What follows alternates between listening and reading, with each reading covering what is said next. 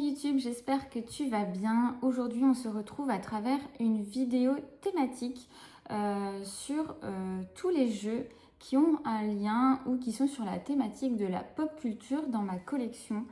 J'en ai pas mal. Je ne sais pas trop si la vidéo sera faite en une fois ou en deux parties.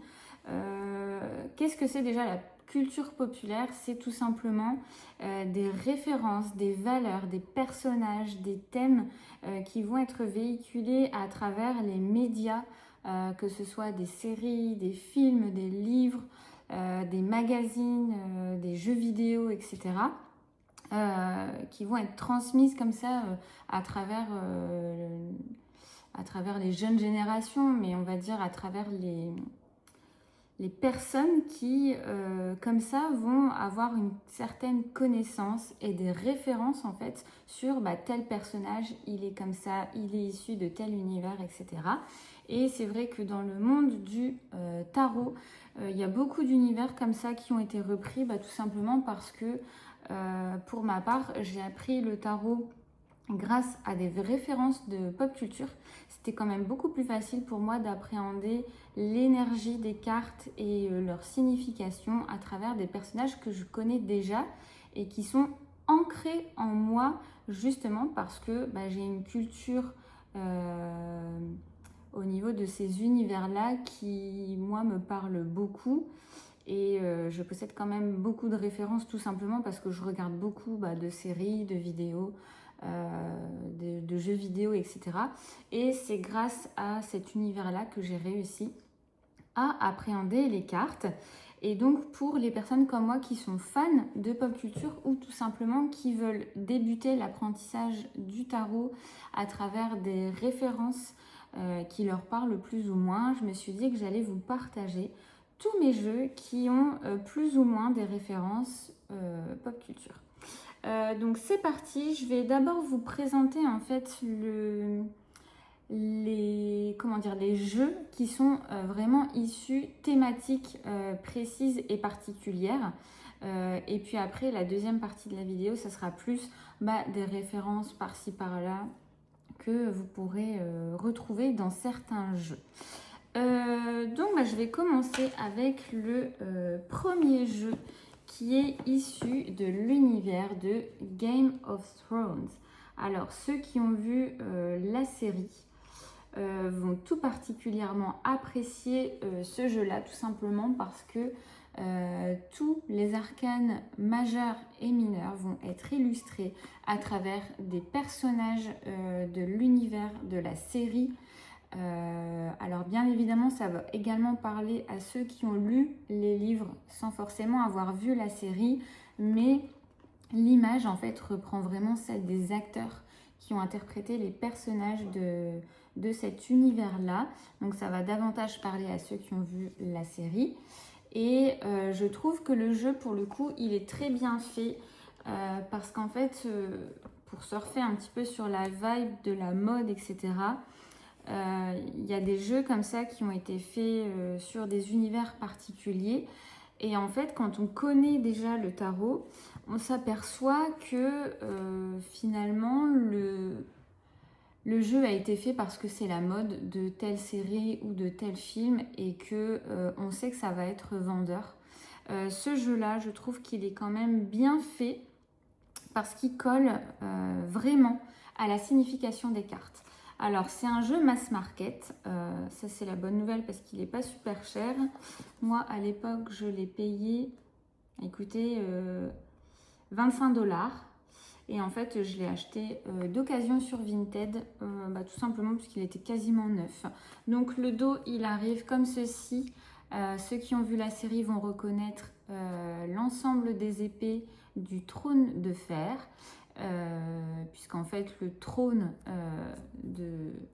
du roi de tout Game of Thrones dans l'univers, il est fait à partir de toutes les épées des anciens rois qui ont été comme ça fusionnés grâce à du feu de dragon, puisque à l'époque, il y a quelques années en arrière, ceux qui étaient rois en fait c'était les Targaryens, qui sont un peuple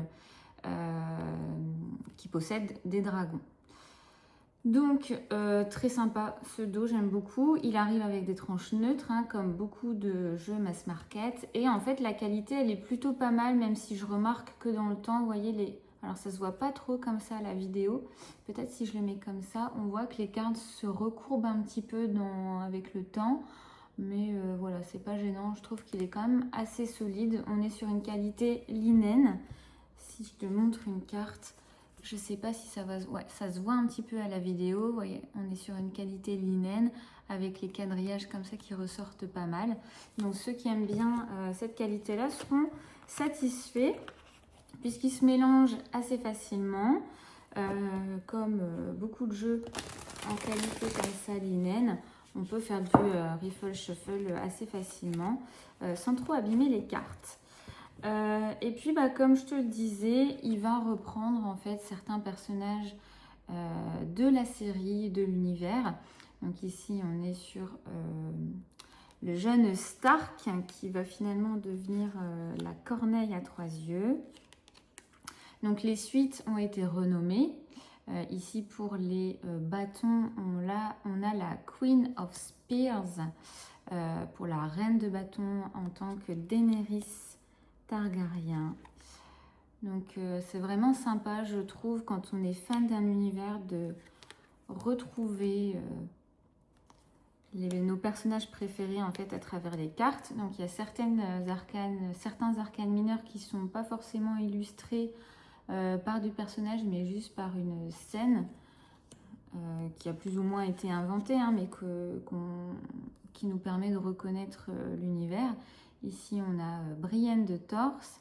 Et d'ailleurs, cette épée-là, je crois que c'est celle qui figure sur le 3 d'épée du Soul Shadow Tarot, créé par Yenna. Au début, je pensais que c'était l'épée de Ned Stark, mais en fait, quand je vois ce personnage-là, j'ai l'impression que c'est l'épée de Brienne de Torse.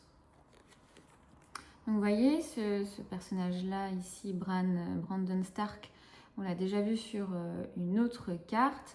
On le retrouve également sur la carte de l'ermite, alors qu'il était mis, vous voyez, en page de coupe, en valet de coupe. Mais on voit que c'est à une époque différente. Ici, il a les cheveux courts. Là, en tant qu'ermite, hop, il a les cheveux longs, un peu comme s'il était au début de la série. Un peu comme il était au début de la série. Et voilà, moi je l'aime beaucoup parce que justement, comme je te disais, il a été fait par des gens, je pense, qui connaissent le tarot, puisque je me retrouve quand même pas mal dans certaines analogies, même si, attention, forcément, on a tous notre propre vision du tarot et des personnages, et donc ce qui explique parfois que ça colle pas forcément. Puisque par notre vécu, je pense que tel personnage va nous marquer par certains traits de caractère qui peuvent se rejoindre avec d'autres personnes, mais on a tous aussi notre propre vision. Vous voyez, ici, on a le roi de denier qui est représenté par le trésorier de la cour du roi, qui est Littlefinger, qu'on retrouve d'ailleurs également en magicien. Ce magicien-là qui pour moi fait très écho à la description que Yenna en a faite sur son dernier réel, les côtés sombres en fait des arcanes du tarot. Ce personnage-là, par exemple, dans le magicien, pour moi c'est le côté un petit peu sombre du magicien, entourloupeur, qui manigance des choses pour son propre intérêt. Là, on a tout simplement un guerrier de l'armée de Daenerys. Et on retrouve encore ici Brandon Stark. La carte du monde, c'est tout simplement la carte de Westeros, qui est représentée comme ça par le loup des Stark, par le lion des Lannister, par les dragons, le dragon des Targaryens, et par le cerf des... Oh, j'ai un trou de mémoire. Du premier roi, là, je ne sais plus le nom de famille. Ça fait longtemps que j'ai pas... Je suis une grande fan, hein, mais comme ça fait longtemps que j'ai pas regardé... Ah bah vous voyez, ici sur le 3 d'épée, on retrouve l'épée de Brienne de Torse. Et les autres, elles sont moins reconnaissables, je ne saurais pas dire à qui elles appartiennent. Donc voilà pour ce premier tarot. Je ne vais pas non plus te montrer toutes les cartes, sinon la vidéo va faire... va durer très très longtemps. Mais ce que je peux te dire d'autre sur ce jeu, c'est qu'il a un... Alors moi je le mets dans un petit pochon parce que j'ai pas toujours envie d'avoir la grosse boîte avec moi.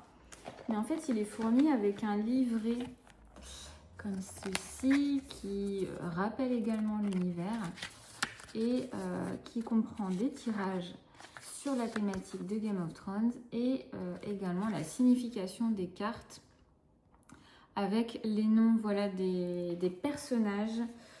Donc sur celle-ci, on avait Lord Varys. Et rapidement, si je regarde la carte du monde...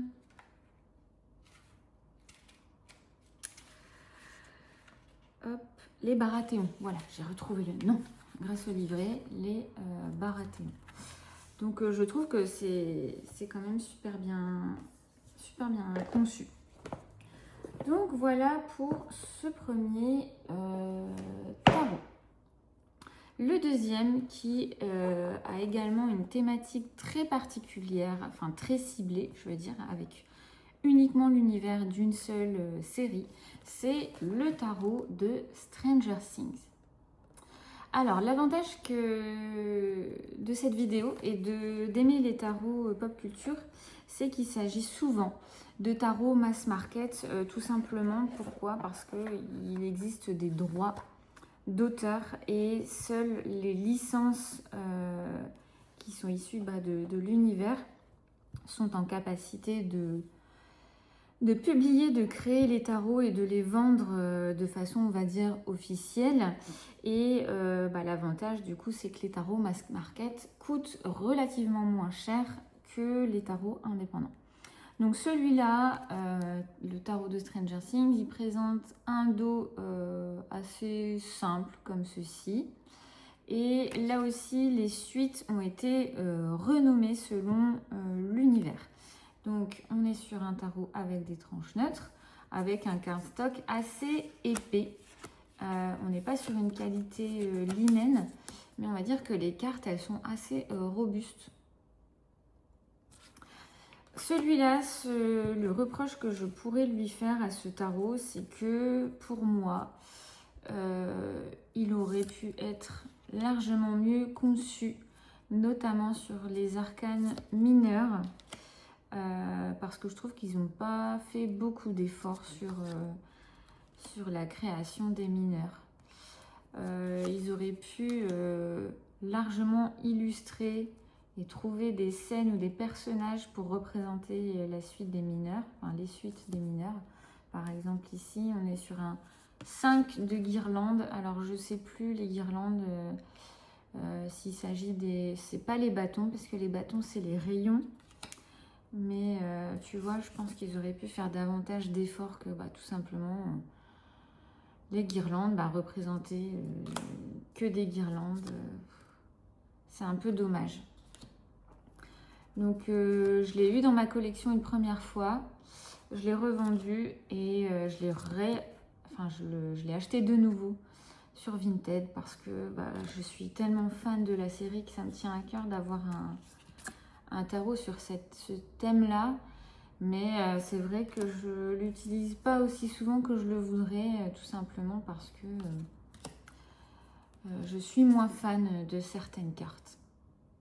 Donc c'est dommage, parce que c'est un univers tellement riche, il y a tellement à faire. Moi, si tu me donnais les droits pour le faire, et l'illustrateur, mais je te dicte les cartes comme tu veux pour avoir un jeu un peu plus sympa à utiliser et un petit peu plus cohérent. Donc voilà, c'est vraiment dommage. On voit que c'est le genre de tarot qui a été fait parce que c'est un univers qui est vendeur. Mais ils auraient quand même pu pousser leur réflexion un peu plus dans le détail. Et c'est dommage parce qu'en soi, les arcanes mineures, elles sont plutôt bien faites. Même les personnages de cour, hein, on les retrouve facilement.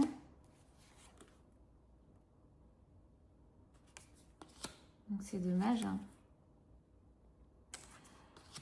Donc en tout bon fan qui se respecte, peut-être que comme moi, tu auras craqué pour le jeu. Mais voilà, ils auraient pu mieux faire. C'est tellement dommage parce que j'adore les couleurs en plus. J'aime bien les illustrations et j'adore les couleurs qu'ils ont utilisées pour le jeu. Quel dommage.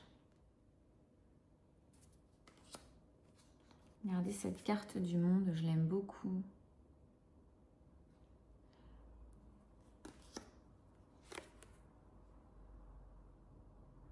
Donc en plus le jeu, et ça pareil, je trouve ça un peu dommage. Il a été conçu avant la fin de la série. Donc puisque la fin de la série sort uniquement deuxième semestre de l'année, je crois, 2025. Donc ça veut dire que potentiellement, soit il n'y a pas de personnages, soit il n'y a pas tous les personnages si par exemple on a des nouveaux personnages dans la dernière saison. Ce que je doute, hein, parce que la série est quasiment terminée, donc je pense pas qu'ils vont ajouter de nouveaux personnages maintenant. Mais si jamais on a par exemple des personnages qui ont évolué, hein, parce que la série a été faite avec des enfants sur plusieurs années, donc les enfants de la saison 1 sont aujourd'hui des adultes, hein, dans la dernière saison, même s'ils les font encore passer pour des ados. Mais ça veut dire que potentiellement un personnage comme ça qui a évolué se retrouvera pas forcément dans le tarot.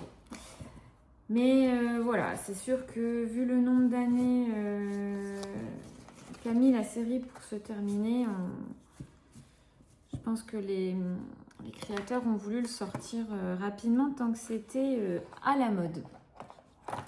Donc ça, c'était pour ce deuxième jeu thématique. Je te l'ai pas dit, mais il existe comme ça un livret aussi. Hein, je sais plus s'il y a des tirages dedans sur la thématique de Game of Thrones. Oui, par exemple, il y a un tirage nouveau dans cette ville. Je trouve ça chouette parce que Stranger Things, ça parle c'est de la science-fiction et du fantastique, hein, limite fantasy, puisque ce sont des enfants qui partent à la recherche de monstres, on va dire, pour protéger leur ville. Donc là, il y a un autre tirage, sortir de cette grotte, et un autre voyage initiatique, monter en puissance. Donc il est pas mal. Je vous laisse celui-là quelque temps au cas où. Nouveau dans cette ville. Si tu es amené à déménager dans une nouvelle ville, ça peut être pas mal.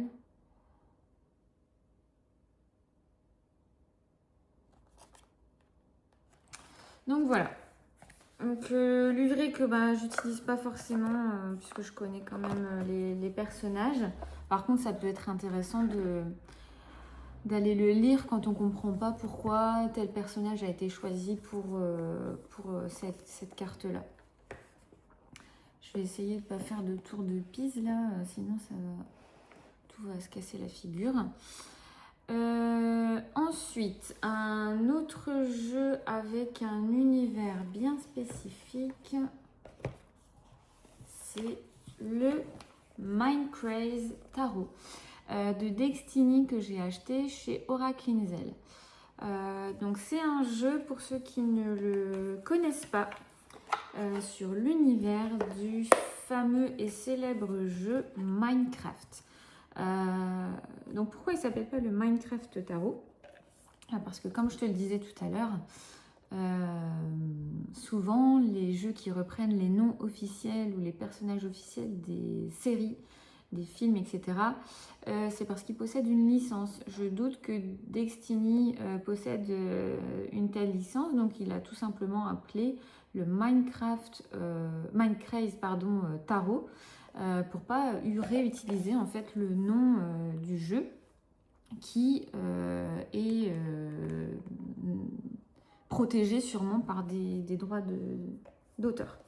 Donc l'avantage par contre, c'est que là on sait que c'est un jeu qui a été réalisé par quelqu'un qui connaît parfaitement le tarot, puisque Destiny, j'oublie toujours son nom, Matt, je sais pas comment se prononce son prénom, n'en est pas à sa première création, hein, loin de là. Donc du coup, on sait que les cartes vont être pertinentes, que les choix vont être cohérents avec les significations de chaque carte. Donc en plus, ce qui est super avec Destiny, c'est que on est sur du tarot auto-édité avec une qualité incroyable. Donc ici, on retrouve un dos pixelisé, tout simplement parce que le jeu est célèbre pour l'aspect un peu cubique, pixelisé, robotisé, si je peux dire ça, du jeu. Donc je trouve ça intelligent d'avoir mis un dos pixelisé. Il arrive avec des tranches violettes un peu bling bling, comme l'aime faire Destiny. Et en fait, il est super ce jeu parce qu'il va reprendre plus ou moins les représentations classiques du tarot Rider-Waite-Smith, mais avec un graphisme en fait qui rappelle le jeu Minecraft. Donc tu vois, ça fait un peu penser même limite au Lego, ça pourrait.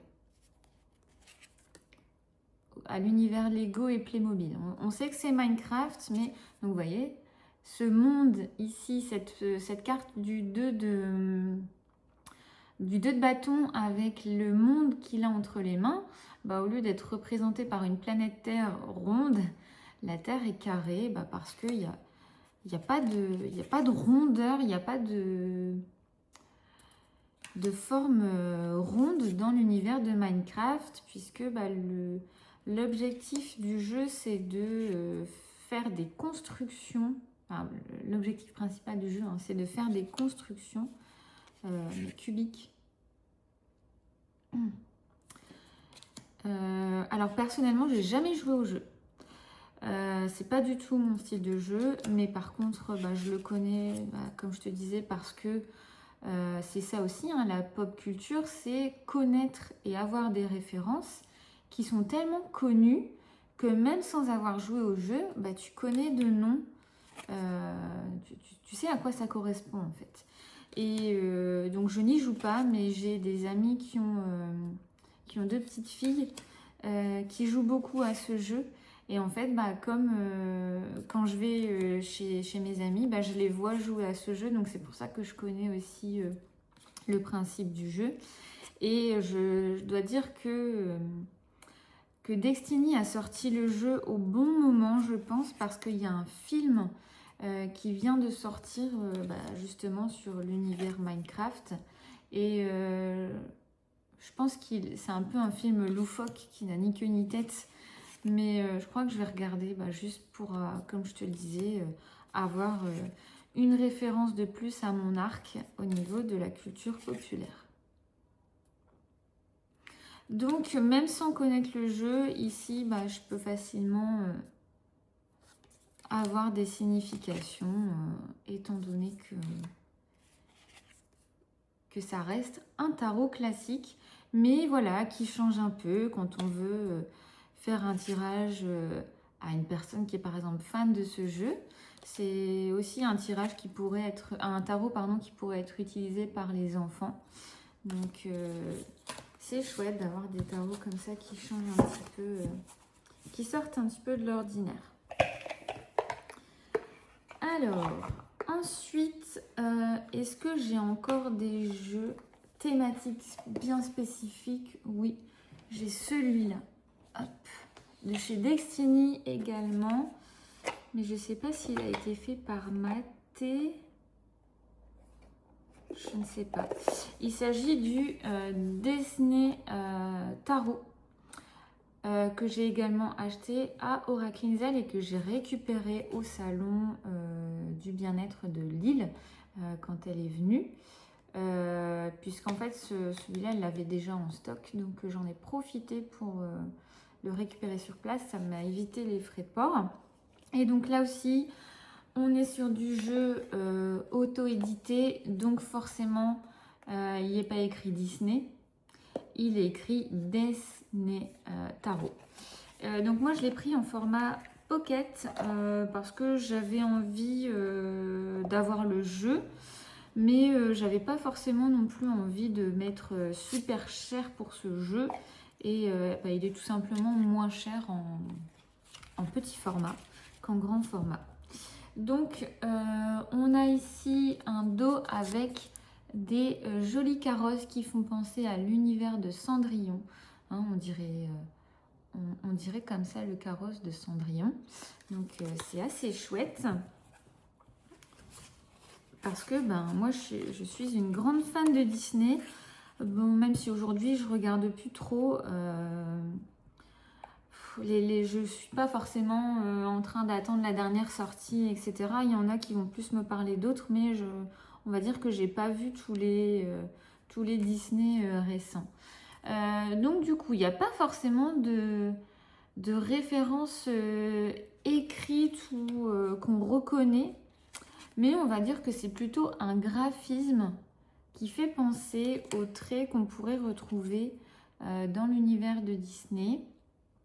Et là aussi, on est sur des représentations classiques du tarot Rider-Waite-Smith, mais avec un graphisme qui fait penser aux personnages de Disney.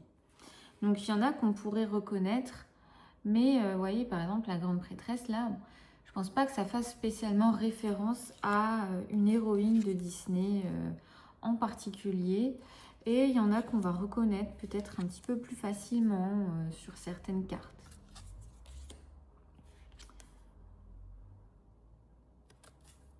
Donc il est sympa, moi je l'aime bien. Et après, chacun fait sa propre aussi interprétation. Vous voyez, là je sais pas si ça fait référence à Cendrillon ou à quelqu'un d'autre, mais j'aurais aimé par exemple, mais ça aurait peut-être fait doublon parce qu'il existe un tarot officiel sur les vilains Disney. Mais par exemple dans la Force, moi j'y aurais bien vu Jasmine avec son tigre Raja. Donc après peut-être qu'ils n'ont pas voulu mettre des choses aussi explicites parce que Disney c'est quand même une grosse maison on va dire. Et je pense que si tu t'attaques à eux, t'es un peu dans la mouise hein, s'ils remarquent que tu fais des choses en lien avec les personnages Disney. Et en fait, comme Destiny est quand même assez connu, je pense que ça leur serait rapidement venu aux oreilles qu'il y a un tarot Disney sur le marché. Donc Destiny, je pense qu'ils savent très bien ce qu'ils font et qu'ils se protègent de cette façon-là. Donc c'est un tarot passe-partout, couteau suisse comme j'aime les appeler, hein, parce que justement, il reste classique. Donc pour moi, il se colle facilement à tout type de tirage, quelle que soit la thématique. Donc voilà, quand je te dis qu'on reconnaît peut-être certaines cartes, bah même pas forcément en fait. Hein. Tu vois ici, j'aurais pu mettre Blanche-Neige ou La Belle au Bois dormant. Et pas du tout. Pas du tout. Ici, moi j'y aurais bien vu les 3 fées de La Belle au Bois dormant.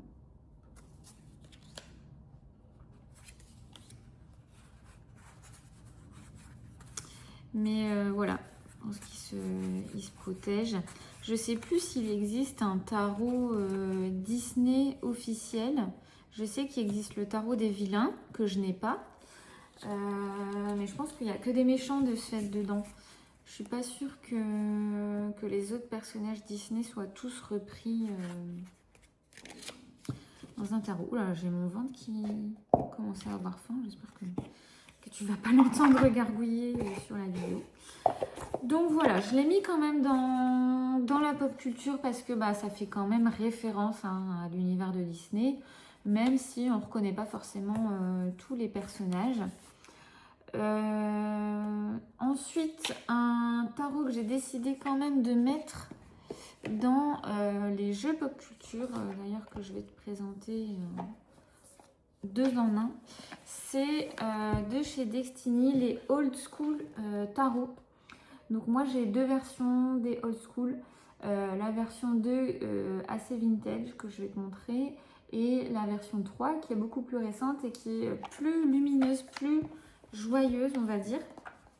Et donc pourquoi je les ai mis sur le thème de la pop culture, bah, tout simplement parce que moi ça me fait penser à l'univers des cartoons qu'on connaît tous. Donc la première, la version 2 c'est une boîte cloche, et la version 3, je te précise hein, si jamais tu es intéressé, c'est une boîte comme ça à clapper qui s'ouvre assez facilement aussi. Et en fait, j'ai la version 2, effectivement. Et pourquoi j'ai acheté la version 3? Parce que je trouve qu'ils n'ont pas la même vibe. Et que je t'avoue que les tarots de Destiny, ils ressortent plus forcément dans les mêmes versions. Et bah, comme je suis une collectionneuse et que j'adore leur qualité de jeu, eh bien, je me suis décidée à acheter quand même la version 3. Même si au départ, je m'étais dit non, Hélène, tu vas pas faire ça. Vu le prix des jeux Destiny, tu peux pas racheter comme ça deux tarots sur la même thématique, alors que celui-là, en plus, je l'ai depuis très peu de temps. Hein, donc, il est de super qualité. Hein, je l'ai très peu utilisé. Enfin, je l'ai préutilisé. Je l'ai utilisé, hein, mais ils sont tellement de bonne qualité qu'ils sont loin de s'abîmer. Donc, j'ai pas l'excuse de me dire ah bah, ton jeu il est abîmé, tu devrais peut-être en acheter un de secours. Mais en fait, celui-là, la version 3, je l'ai trouvé sur Vinted grâce à la copine Aurélie. Aurélie Mogendra, que tu peux retrouver sur Instagram. Et donc en fait elle a partagé l'annonce et je me suis dit bon allez, il est en parfait état. Déjà parce que je sais qu'il est sorti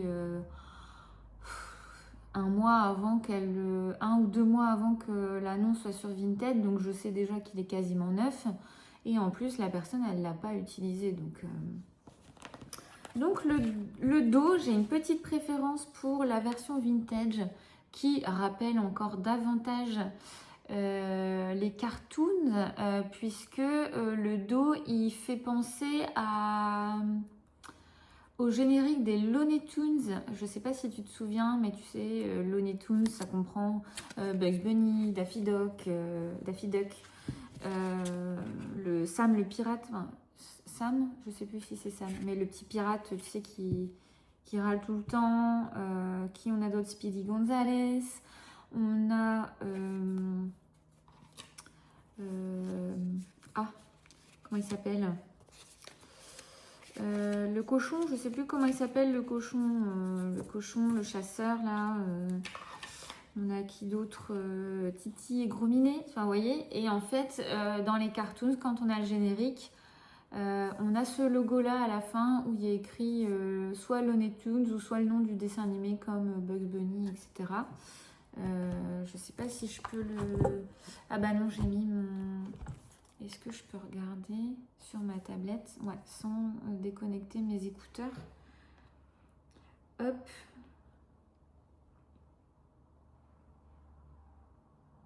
Hop, voilà, je te parle de cette image là. Oh. Hop, je te parle de cette image-là, tu vois. Je pense qu'ils ont vraiment repris la même chose.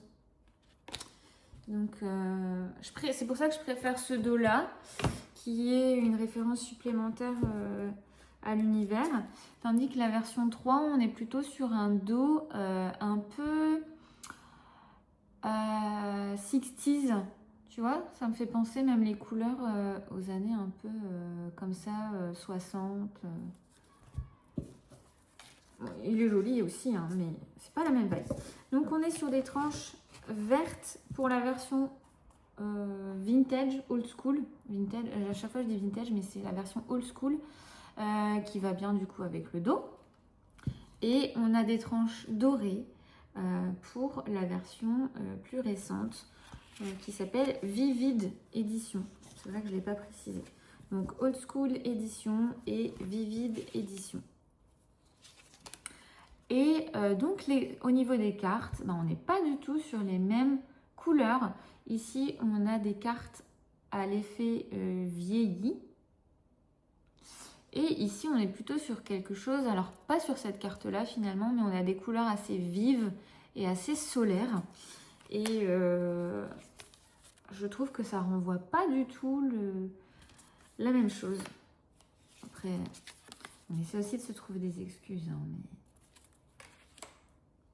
Et en fait, j'aime bien les deux, j'adore les deux, mais c'est différent.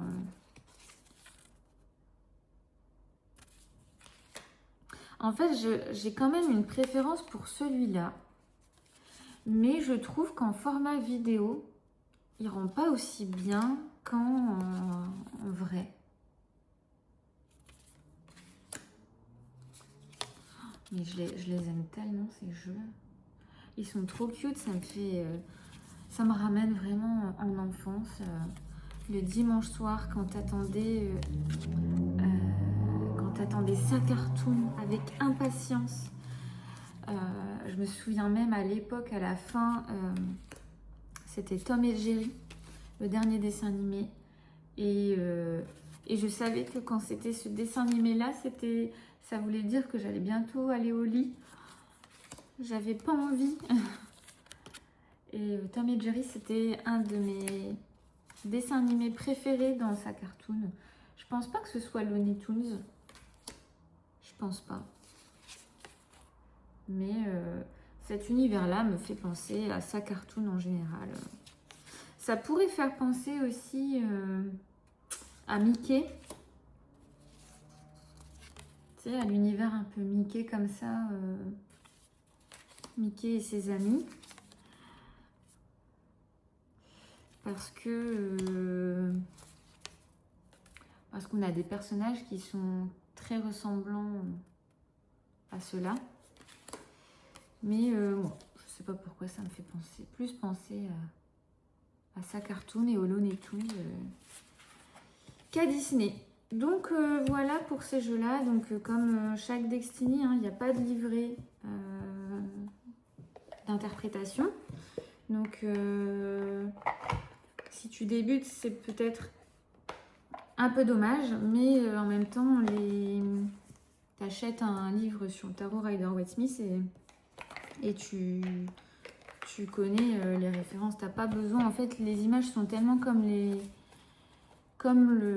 personnages qu'on peut retrouver. Vous voyez, il y a une reine de denier du tarot Rider-Waite Smith, et celles-là, elles ont une position similaire, etc.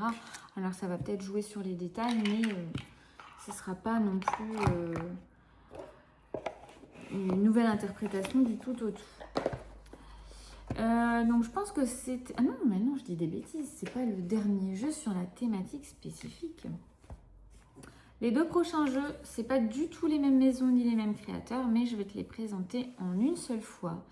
On a The Little Wizard Tarot et on a le HP Tarot, qui sont des tarots sur l'univers d'Harry Potter. Hop, je regarde les cartes de présentation pour les mettre de côté. Voilà. Donc le Harry Potter, j'ai pas la boîte parce que c'est une tote box assez naze, mais on a comme ça le HP Tarot, donc qui est créé par oh là là, je ne sais plus, Eleanor Piper pour celui-là et Push Kitty pour celui-là.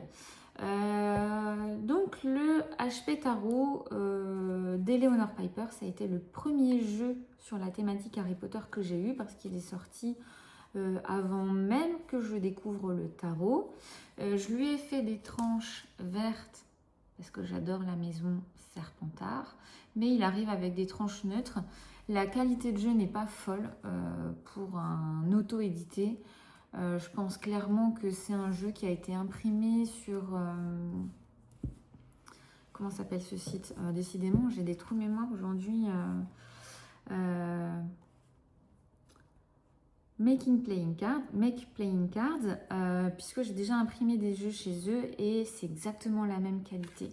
Donc, en fait, en soi, les cartes, voilà, elles se décollent pas ni rien, mais je trouve que c'est un cardstock qui se griffe très facilement. On va rapidement, en fait, avoir des petits traits de rayures d'usure sur les cartes. Par exemple, si je te montre celle-là, sachant qu'en plus c'est mon deuxième, hein, parce que de base je l'avais acheté directement à la créatrice, c'était pas le même dos ni rien, et en fait je l'ai racheté à Nicolas quand il a eu au Salon des Arcanes, tout simplement pour avoir le dos comme ça, et la précédente édition je l'ai revendue. Mais par exemple cette carte là, on a des traces d'usure. Bon, ça se voit pas forcément à l'écran. Ouais, ça se voit pas forcément à l'écran, mais à l'œil nu, ça se voit quoi. Alors pour ceux, moi je m'en fiche un peu, hein, mais pour le prix du jeu, c'est vrai que c'est un peu dommage. J'aurais préféré mettre 5 ou entre 5 et 10 euros de plus pour avoir une meilleure qualité. Mais pour ceux qui sont très maniaques sur leur jeu, c'est vrai que ça peut poser des soucis. Bon, par contre, l'avantage, c'est qu'ils se mélangent assez facilement en Riffle Shuffle. Mais voilà. Pour un auto-édité, c'est dommage d'avoir une qualité mass market, en fait. Et donc, ce jeu-là d'Eleanor Piper, il reprend les images... c'est pas vraiment les images du film, mais on a quand même des... Les personnages sont quand même très ressemblants aux acteurs. Hein. Ici, on voit bien que le Harry Potter, c'est Daniel Radcliffe, tu vois. Et c'est un jeu monochrome, enfin en noir et blanc. Il n'y a aucune couleur dessus. Tout est en noir et blanc. Et c'est la créatrice qui a redessiné les cartes. Hein. On voit quand même que c'est du dessin. Même si ça ressemble aux images du film, ça reste du dessin. Enfin, je crois, hein, mais je pense bien que oui. Donc, on est sur un tarot de Thoth, c'est-à-dire que on a ici le symbole des suites et on a des mots-clés pour les arcanes mineurs. Vous voyez, ici, le 4 de denier, Stability.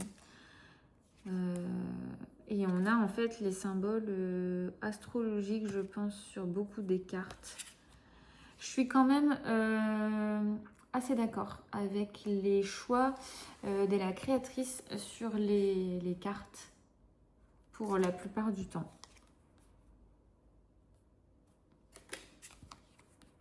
Donc, en tout bon fan d'Harry Potter, je me devais d'avoir ce tarot.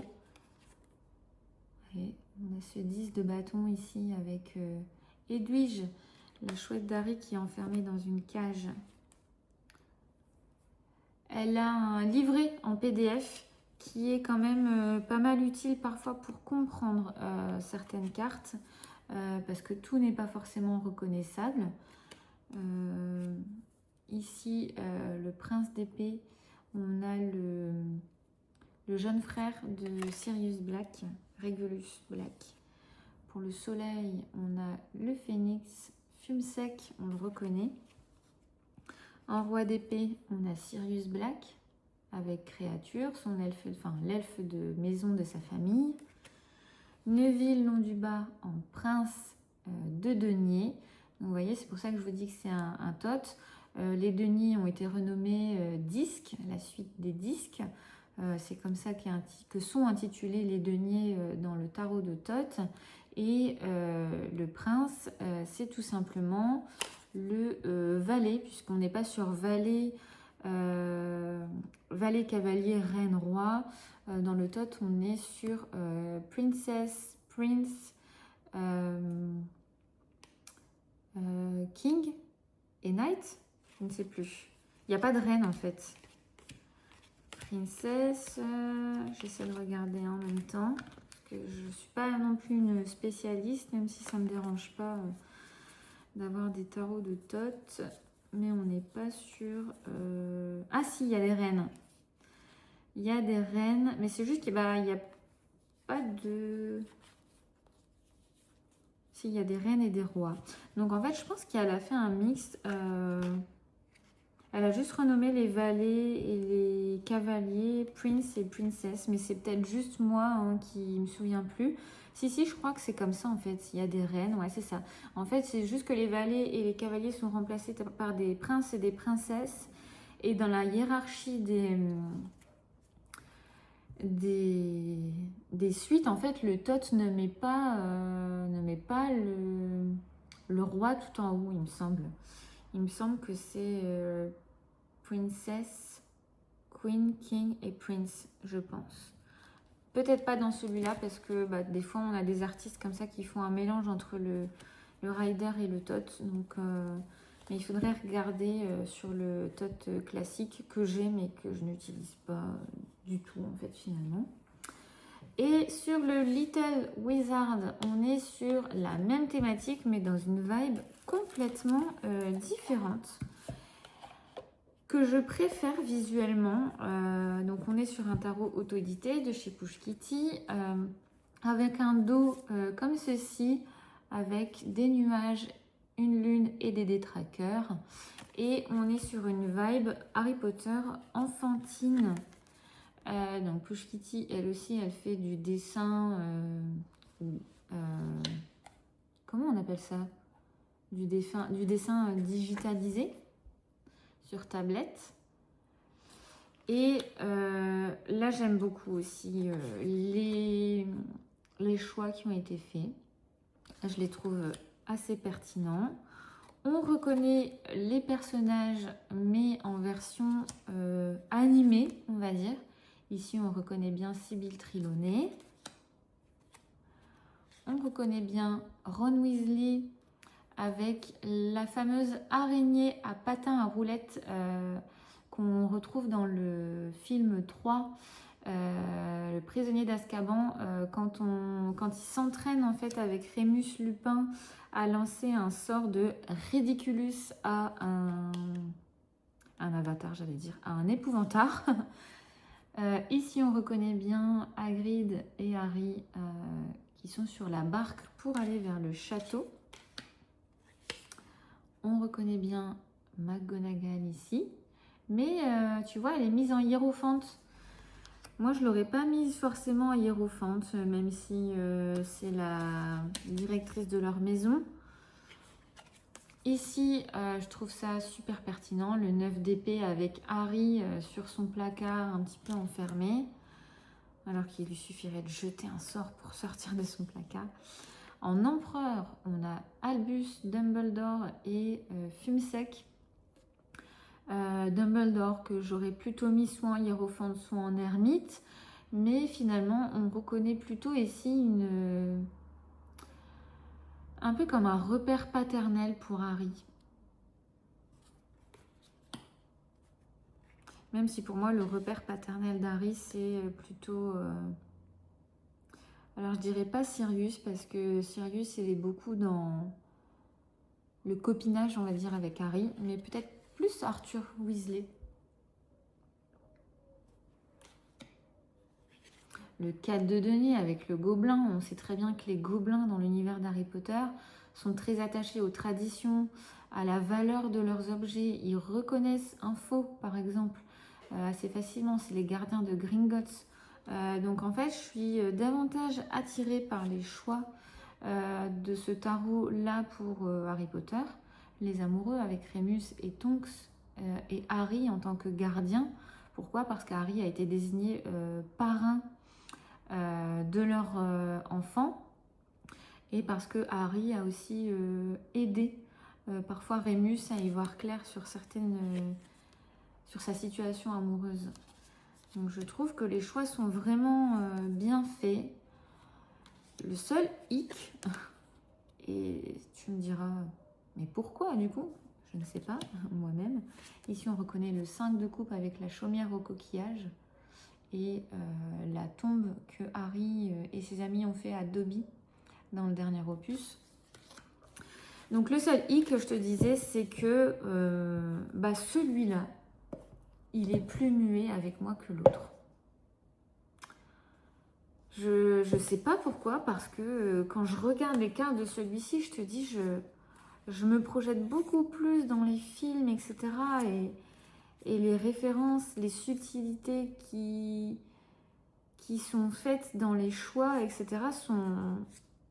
sont beaucoup plus pertinentes. Mais tu vois, les jumeaux Weasley dans le soleil, et ben finalement, moi, c'est la carte que j'ai mis, c'est le choix que j'ai fait pour mon tarot. Et je trouve ça trop génial d'avoir eu la même ref. La rose fortune avec les 4 maisons. Bon, ça, c'est la même, je pense, que dans le... Lucius Malfoy qui se retrouve un peu piégé quand Voldemort refait surface. Il n'y a pas d'autre choix que de le suivre. Alors en réalité, si, mais lui n'y voit pas d'autre choix que de nouveau servir le mage noir.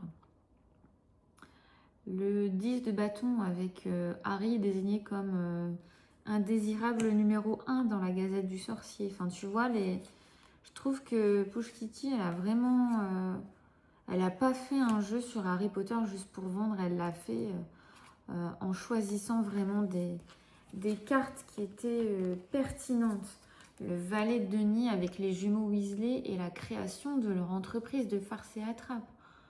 Tu vois, c'est génial. Le lancement de quelque chose de rentable, l'investissement là-dedans, en fait, qu'ils ont reçu... Ils ont reçu de l'argent de la part d'Harry qui décide d'investir comme début d'activité professionnelle. Enfin, je trouve ça vraiment très chouette. Et c'est pour ça que je ne le revends pas, même si, comme je te le disais, j'ai plus de facilité à interpréter mes tirages avec le HP Tarot. C'est quand même celui-là que je trouve le mieux conçu. Donc là, j'en ai fini avec les jeux thématiques spécifiques. Alors, comme tu peux le voir, il y a quand même sur le marché beaucoup plus de jeux sur des thématiques particulières qui existent, notamment sur Alice au Pays des Merveilles. Les DC Comics, il y a le DC Comics Tarot.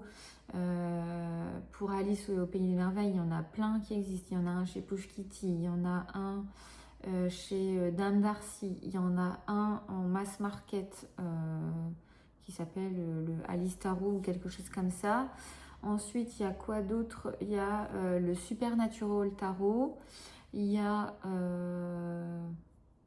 le Seigneur des Anneaux Tarot, il y a quoi d'autre?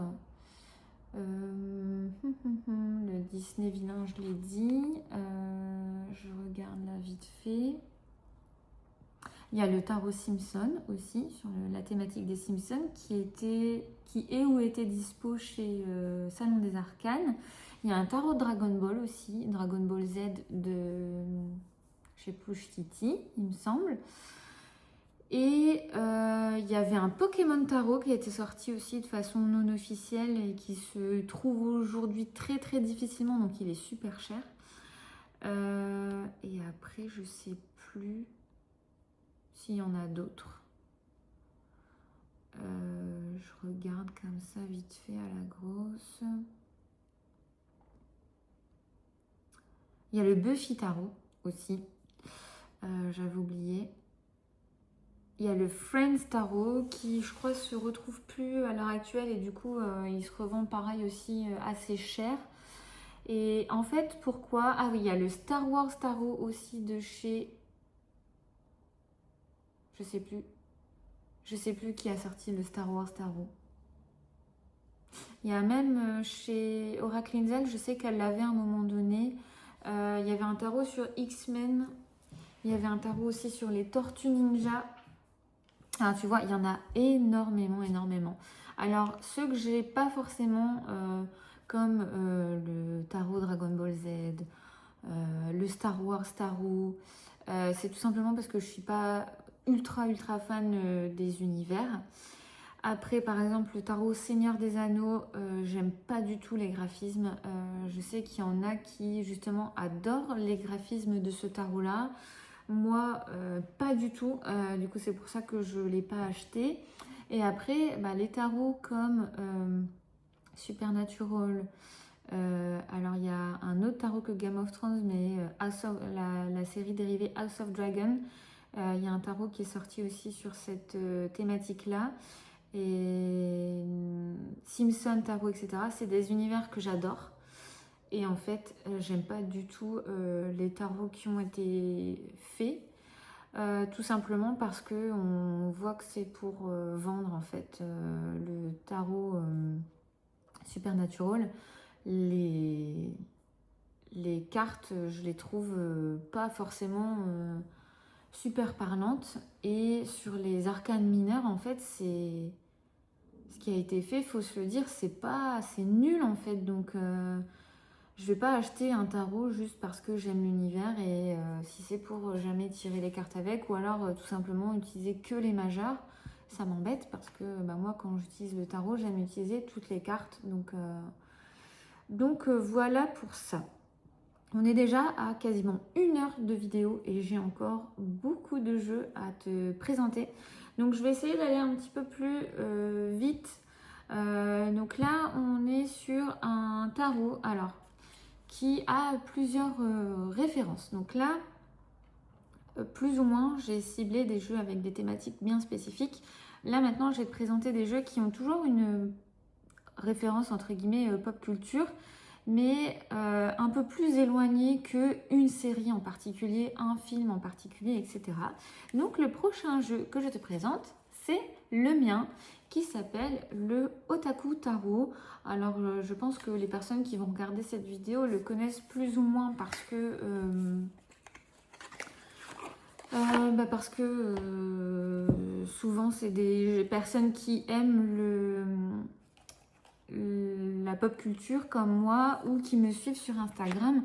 Et donc forcément quand on me suit sur Instagram, je l'ai déjà présenté plein de fois le tarot, puisque je l'utilise quand même assez souvent, même si ça reste pas mon tarot préféré, même si c'est le mien. Tout simplement parce qu'il est réalisé avec l'IA. Et j'aurais aimé ce tarot-là, mais dessiné par un illustrateur, tout simplement. Donc moi, je dessine comme un cochon, donc c'était juste pas possible que je fasse moi-même les dessins. Mais en fait, pour moi, ça reste un de mes tarots préférés dans les choix qui ont été faits, puisque forcément, les choix me parlent, puisque c'est moi qui les ai choisis, ces références-là. Mais j'aurais vraiment aimé avoir un tarot un petit peu plus illustré, par exemple, que juste le personnage. J'aurais bien aimé avoir le personnage dans telle action, par exemple. Sauf qu'avec l'IA, on est quand même limité. Enfin, moi, j'ai pas non plus un logiciel d'IA payant, hyper performant, etc. Donc voilà, je me suis limitée à ce que je pouvais faire et ce qui paraissait cohérent. Donc le dos, j'ai voulu y mettre un livre ouvert avec un œil, tout simplement parce que pour moi, c'est littéralement la représentation de la pop culture à travers les histoires et mêlée à de la voyance, puisque je voulais faire un tarot qui représente aussi la voyance, la cartomancie, etc. Et donc je trouvais que par la représentation d'un œil, c'était assez parlant. Et je l'ai fait multicolore parce que moi j'adore les tarots colorés. Aussi parce que, quitte à utiliser l'IA, autant montrer les aspects de l'IA assez sympas. Et je trouve que l'avantage de l'IA, c'est que les couleurs sont jolies, sont pimpantes, clinquantes.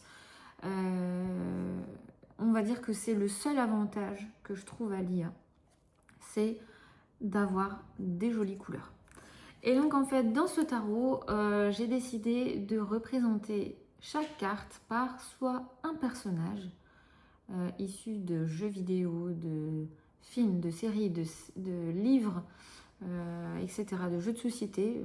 Je ne sais plus s'il y a des jeux de société dedans, mais représenter une carte par, comme ça, une référence d'un personnage ou alors d'un objet. Donc là, par exemple, en 7 d'épée, c'est le personnage d'Edmond Dantès. Je l'ai mis en 7 d'épée tout simplement parce que Edmond Dantès, c'est...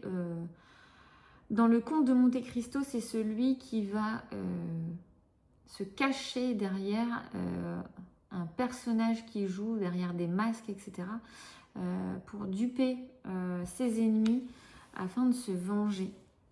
Et donc en fait, c'est le Edmond Dantès du film qui est sorti récemment, interprété par... Pourquoi j'ai des trous de mémoire comme ça aujourd'hui? C'est un de mes acteurs préférés, Pierre Ninet, voilà.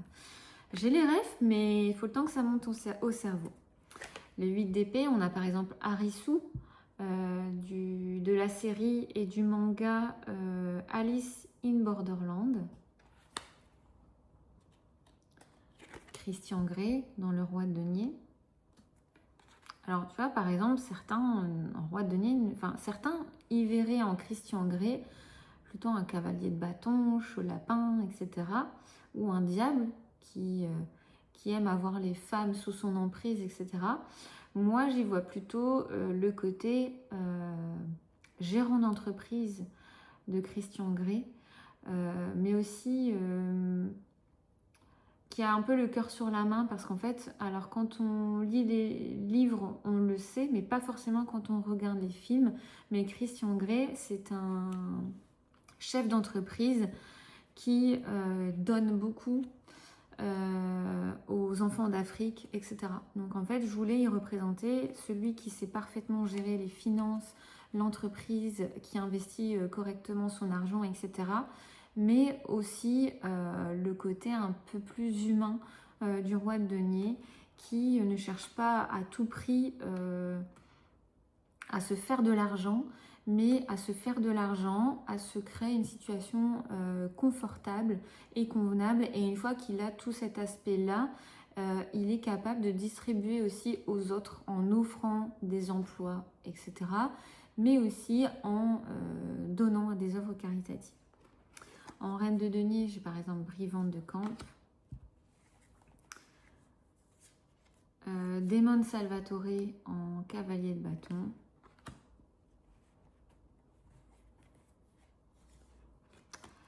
Anna Baker de la série 13 Reasons Why en 3 d'épée.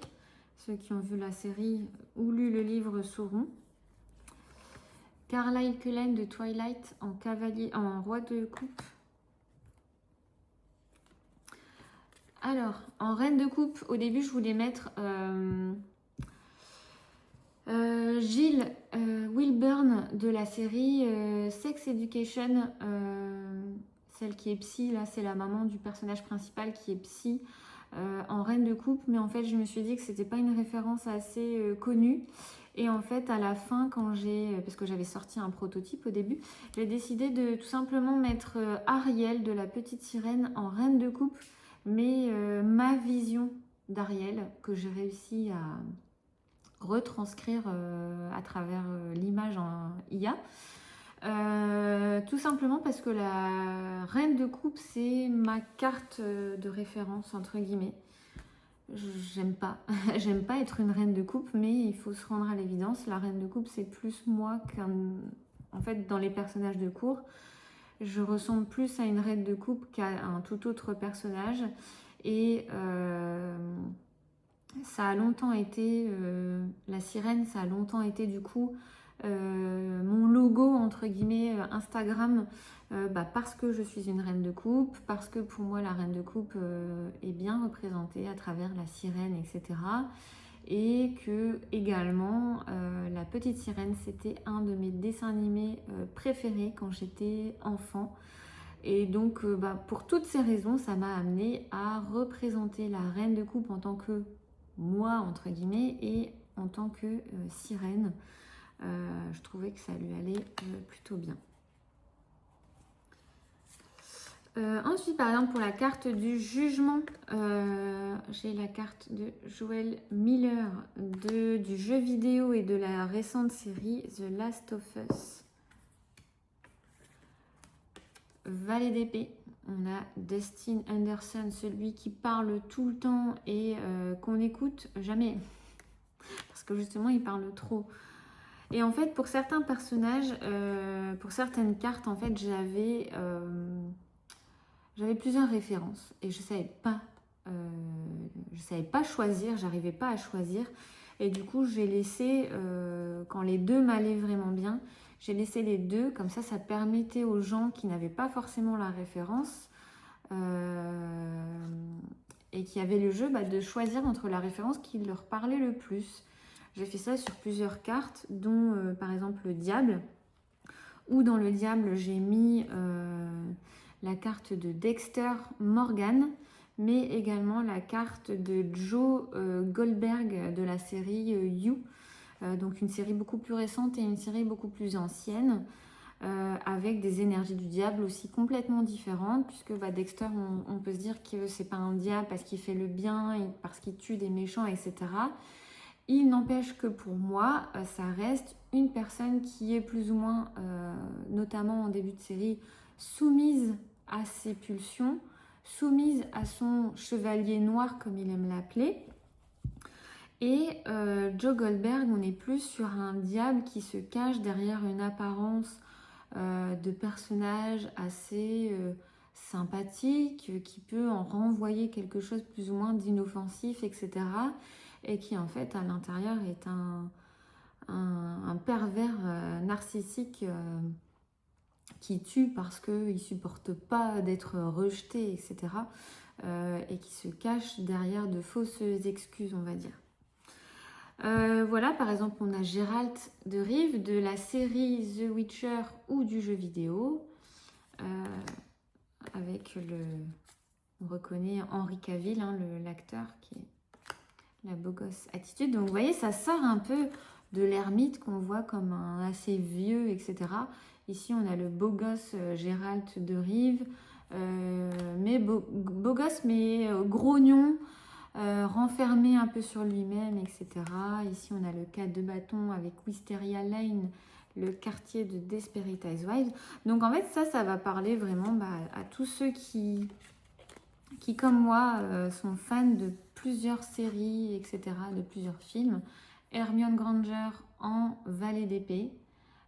Donc tout à l'heure, on avait Dustin de la série Stranger Things. On a aussi Hermione. Et par exemple, en fait, pour moi, Hermione, c'est le valet d'épée par excellence. Mais par exemple, c'est un personnage qu'on retrouvait dans le Soul Shadow Tarot de Yéna. Et donc je me suis dit, j'ai pas envie non plus de copier l'œuvre des autres, même si pour moi, Hermione, ça reste le valet d'épée. Et du coup, c'est pour ça que parfois j'ai mis un autre personnage pour éviter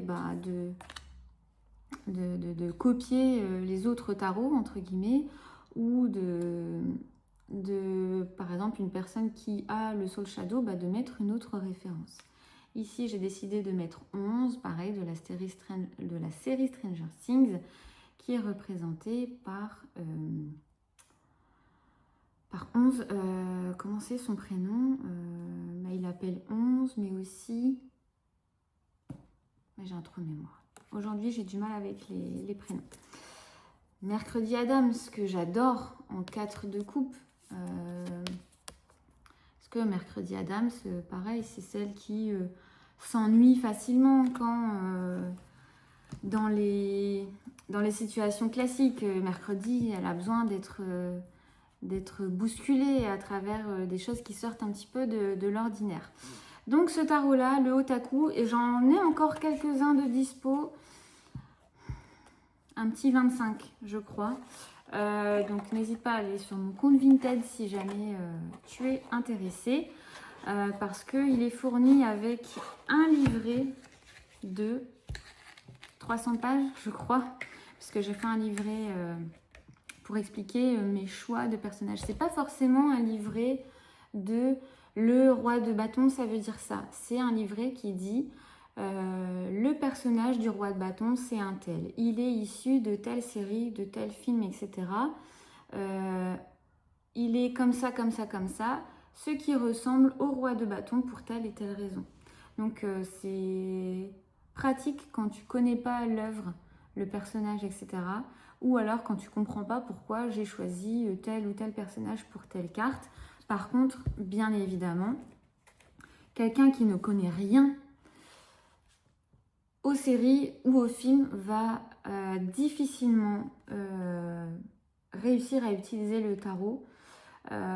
Tout simplement parce que quand on va se faire un tirage, alors à moins que ce soit un tirage d'une carte par jour, mais je vois mal une personne faire un tirage en 5 cartes et pour les 5 cartes, aller dans le livret pour aller voir, etc., à quoi ça correspond. Enfin, moi, personnellement, c'est pas comme ça que j'aime faire des tirages, mais par exemple, il va être utile si jamais il y a quelques personnages que tu connais pas dans le jeu. Eh bien, à force d'aller voir le livret, parce que dans le livret aussi, j'ai mis des vidéos YouTube. Hein, chaque carte renvoie vers une ou plusieurs vidéos qui te permettent aussi de comprendre l'essence, l'objectif, etc. du personnage. Et ça aide aussi vachement à comprendre les personnages quand tu les connais pas. Et qu'est-ce que ça vient dire aussi? Moi, en fait, j'ai surtout fait ce jeu-là pour te dire, par exemple, s'il y a la carte du fou qui revient souvent dans tes tirages, eh ben, va étudier tel personnage. Par exemple, moi, dans le fou, j'ai mis Monkey D. Luffy de la série ou du manga One Piece. Eh ben, va regarder la série de One Piece et regarde qui est ce personnage et tu seras en mesure de comprendre davantage le fou dans le tarot. C'est vraiment dans cet objectif-là en fait que je l'ai fait en premier. C'est, voilà, si tu as une carte qui revient souvent, eh bien, soit tu as la ref du personnage et tu sais que s'il revient souvent, c'est pour telle ou telle raison, ou soit va regarder la série, le film et regarde qui est ce personnage, comment il agit, comment il pense, et ça t'apprendra en fait à comprendre davantage comment moi en tout cas je vois et je perçois l'égrégore en fait de la carte. Ok? Donc désolée, j'ai passé du temps, mais au final j'ai jamais fait de vidéo YouTube sur mon tarot. Il faudrait que j'en fasse une pour expliquer vraiment les choix, etc. Ou alors je m'étais dit aussi j'aimerais bien faire par exemple une vidéo sur le fou et te présenter tout le personnage, tout ce que renvoie le personnage du fou. Je vais essayer d'accélérer un petit peu parce que on est déjà à plus d'1 heure de vidéo. Et en plus, je suis prise par le temps, puisque je pense que mon fils va bientôt se réveiller de la sieste. S'il se réveille bientôt, c'est pas grave, je publierai la vidéo en plusieurs parties. Le prochain jeu, c'est un jeu qui fait référence à un jeu de société, un jeu de Crystal Banner qui s'appelle Life is like a board game tarot. Donc la traduction, c'est la vie est comme un jeu de société. Hein. Et en fait, ça fait référence au jeu du Monopoly. Donc moi, j'ai la première édition en linen avec les tranches neutres. Et donc, en fait, Crystal Banner, avec son génie créatif, a tout simplement fait un jeu qui renvoie aux cases du Monopoly. Et donc, ce qui est pratique, c'est que, par exemple, là, le 7 de coupe, c'est la place des illusions un peu confuses. Ensuite, ici, on a le valet d'épée. C'est la case du développement des informations et des contrats. Donc, ça permet d'avoir un jeu avec des appellations de cartes, puisqu'il y a uniquement les majeurs qui sont illustrés. Par exemple, là, la grande prêtresse, c'est une boule de cristal. Et donc voilà, ça fait juste référence au jeu Monopoly. Donc tous ceux qui ont joué au Monopoly durant leur enfance ou même l'âge adulte seront plongés comme ça dans la nostalgie du jeu de société. Donc ça, je l'ai mis, voilà, pour moi, le Monopoly, c'est de la pop culture. Pourquoi? Parce que quand on dit Monopoly, tout le monde sait ce que c'est. C'est ça, en fait, la pop culture. Ensuite, on arrive sur un jeu de Yéna, auto-édité en quelques exemplaires, qui n'est autre que le Magical Arcana, représenté par des Magical Girls. Les Magical Girls, c'est tous ces personnages qui sont des super-héroïnes issues des mangas notamment, enfin de l'univers japonais.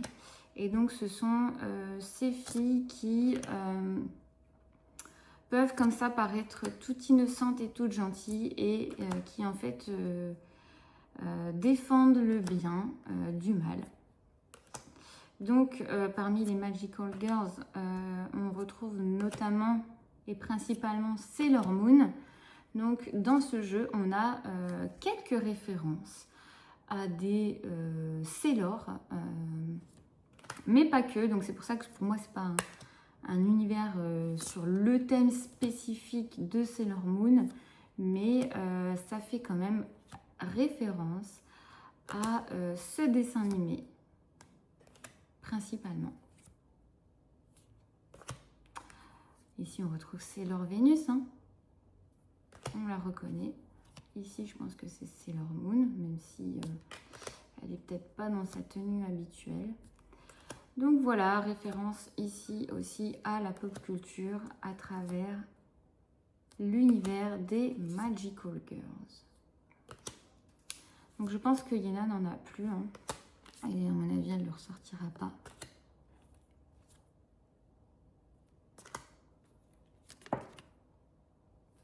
J'adore ce tarot. Je ne l'ai pas utilisé beaucoup pour l'instant, mais il est super cute.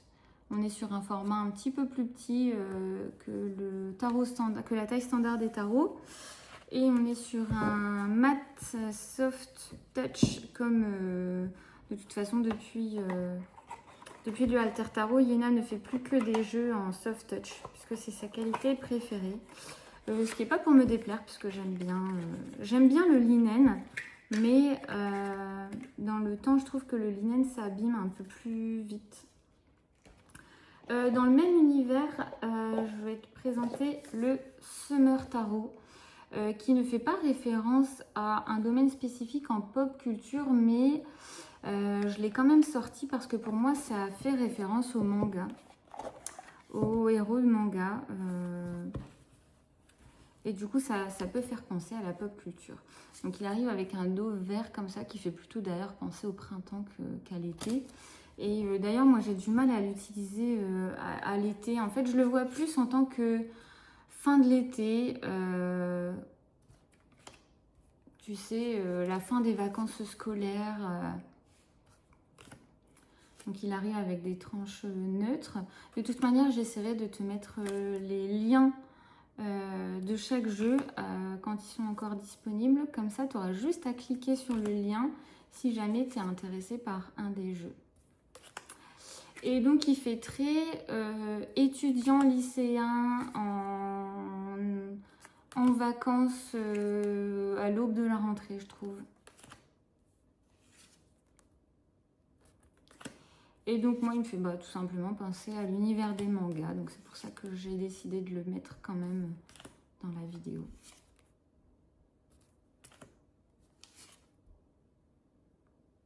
Il est tout léger, tout simple, j'aime beaucoup.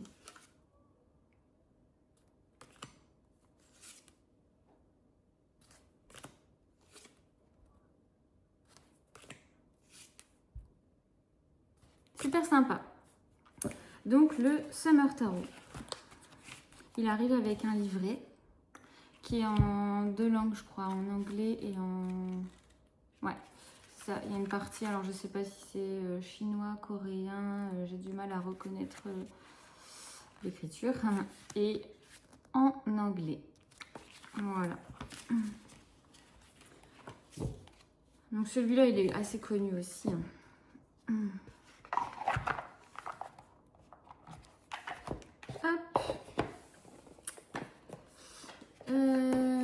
On est à de vidéos. Je pense que je vais faire une pause, que ça sera la première partie de la vidéo. Et il me reste 1, 2, 3, 4, 5, 6, 7, 8 jeux à te présenter.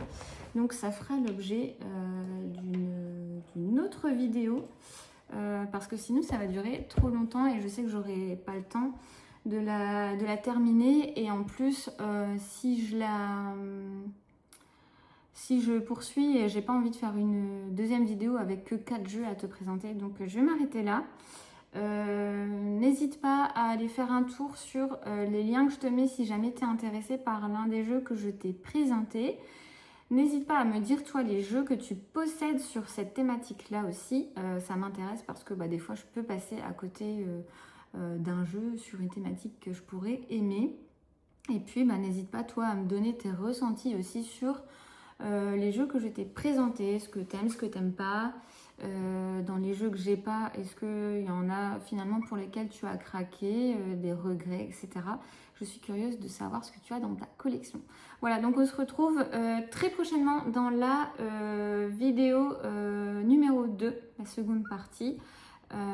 Et puis d'ici là, je t'embrasse. À bientôt. Ciao, ciao.